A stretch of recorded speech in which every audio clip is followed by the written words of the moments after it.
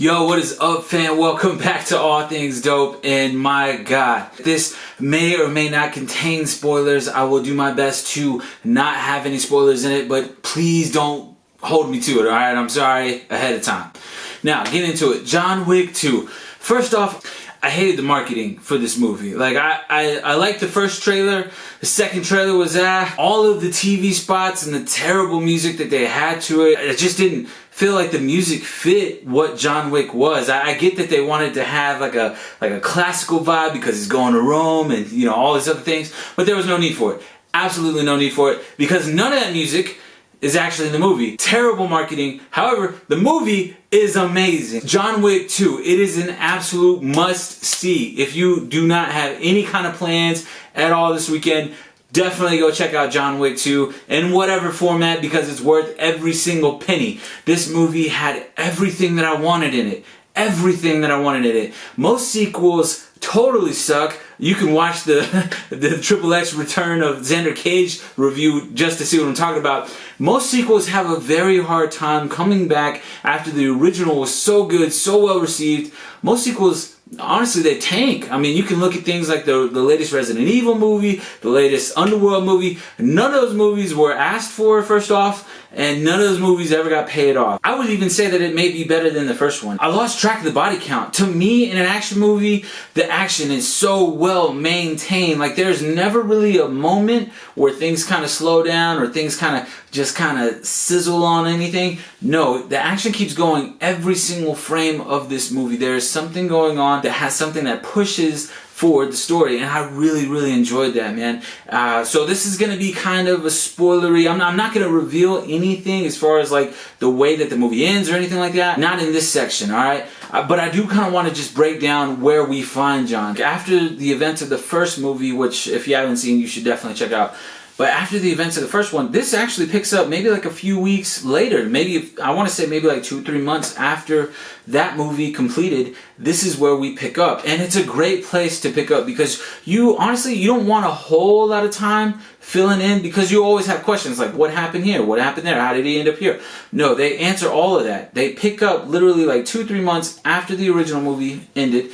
And you see John, he's kind of grieving, he's kind of doing his thing, he's trying to figure out life. And also, he's still in the world that is the Assassins, that is the Continental and everything like that. Because now that he's jumped back in, he's dipped his foot back in the pond, right? That's what he says in the first one. Dipped his foot back in the pond. Now everybody else, all the sharks are swimming around him. And that's the perfect analogy for this movie, is that everybody is out to get John Wick because of what he has to come back into the game for. I'm not going to spoil what that is, but it's definitely a really cool story aspect that I wish more movies had. Like, there's gives him an actual reason for him to come back into the game, and so it's definitely awesome. And now, guys, this is where I'm going to get into a little bit of spoilers. So the whole reason that he comes back into the game is because he has a marker on him, and a marker, it is a blood oath from a high-level Assassin's Guild type of dude who has put in a favor for John Wick, and John Wick owes him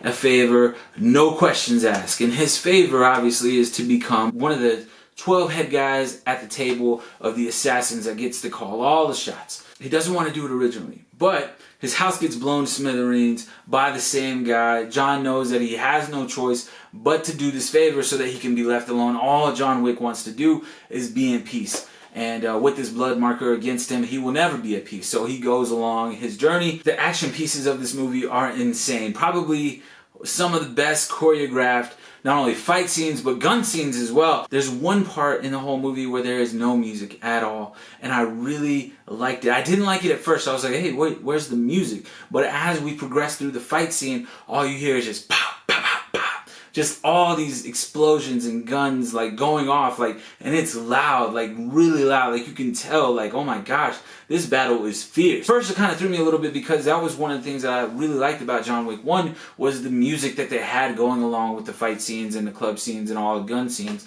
that went along with John Wick. This one, it still has a bit of that flavor, but they really emphasize on the punches. They really emphasize on the, the knife fights. It really emphasized on all the audible sounds that they have as far as guns, shotguns, bombs, whatever it is, they are really amplifying that, and it really does something to your senses. It really makes you feel like you're there. So props to whoever in post-production decided to do that. Ultimately, if I had to rate this movie on a 1 to 10 basis, this is absolutely getting a 10. And it's getting a 10 because of the fact that it does everything, and I mean everything, that I could ask for in a John Wick movie. They up the ante. There's more car scenes. There's more gunshots. There's more fight scenes. There's more of everything that you could ask for. And a lot of sequels fail to miss that mark. They always aim real high, but they always fall real flat. This movie, on the other hand, absolute perfection. I mean, it really is for an action movie. Now, is it Citizen Kane? No, it's not Citizen Kane.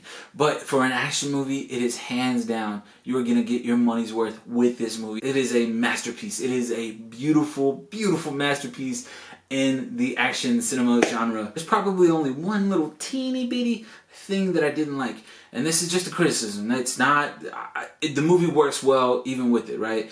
That is Ruby Rose. I'm not a big fan of Ruby Rose. I know she's kind of like the hot commodity right now, but to be honest with you, I'm not impressed at all. She's like a low budget Suicide Girl, and in this movie she doesn't really talk, so I think that works a lot in her favor, because when I seen her in Triple X Return to Xander Cage, everything that she said was crazy cheesy. And I know that's not her, I know that's a script, but even the delivery of the lines are terrible. So the fact that she doesn't talk in this movie, somebody knew how to do their job.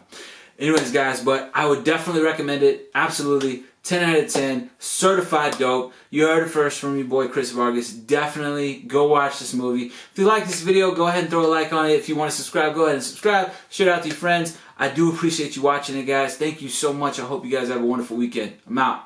Peace.